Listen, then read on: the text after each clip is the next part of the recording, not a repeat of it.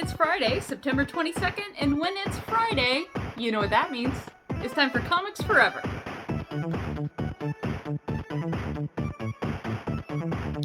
Welcome back to Comics Forever, the weekly show where I tell you about all the comics that we love that you should be reading. It is starting to get pretty fall out there. Tomorrow is the fall equinox, so it's time for some more horror comics. Yes, I'm going to do this every week until Halloween because this is the best time of the year. So let's get into two distinctly Lovecraftian horror comics. First up, an all-time great, but it's an all-time great for a reason, Hellboy, specifically Volume 1, The Seed of Destruction, in this handy-dandy graphic novel omnibus that Dark Horse has made for us. Hellboy is the classic. If you haven't read it, highly suggest that you jump in.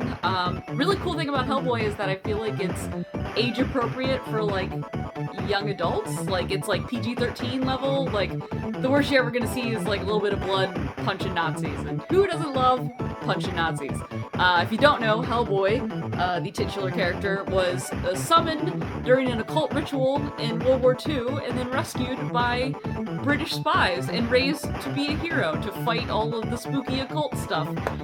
So it's all very entrenched in, like, historical fiction, but also, yeah, he's just always fighting crazy elder gods and, like, witches and vampires and werewolves and golems, and it's so cool. And Mike Mignola's art is second to none. It is so cool. Highly recommend you check out Hellboy. In these omnibus collections, it's the first time it's ever been collected in the proper reading order, and there's 6 altogether. We have all 6 in stock right now, so make sure you pick up Hellboy today.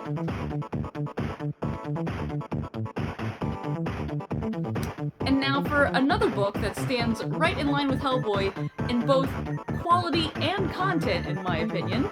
Night of the Ghoul by Scott Snyder and Francesco Francavilla. This book's really cool. It was a 6-issue mini that came out as a Comixology exclusive, and then it came out as single issues, and now it's out in this handy trade paperback.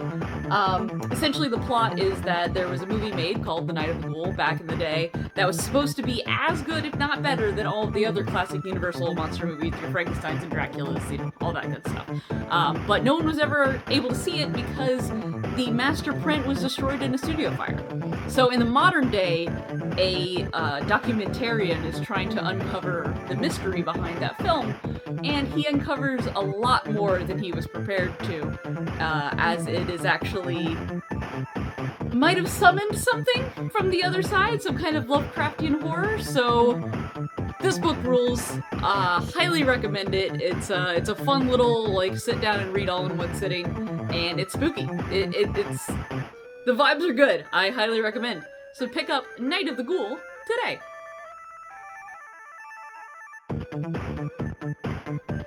Thanks for joining me for another episode of Comics Forever. If you're unable to shop with us in store, which we'd love to see your beautiful faces, if you're not able to come in, make sure you shop with us online at bravenewworldscomics.com. And if you need even more comic book recommendations, make sure you check out my podcast, Tales from the Short Box. We're back this week from our hiatus with an all-new episode all about Darwin Cook's New Frontier, which that's for another day because that's not a horror comic, but go listen to that.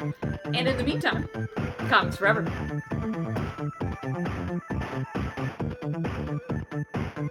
We do have all those listed on our website, bravenewworlds.com. That's not a website, it's bravenewworldscomics.com.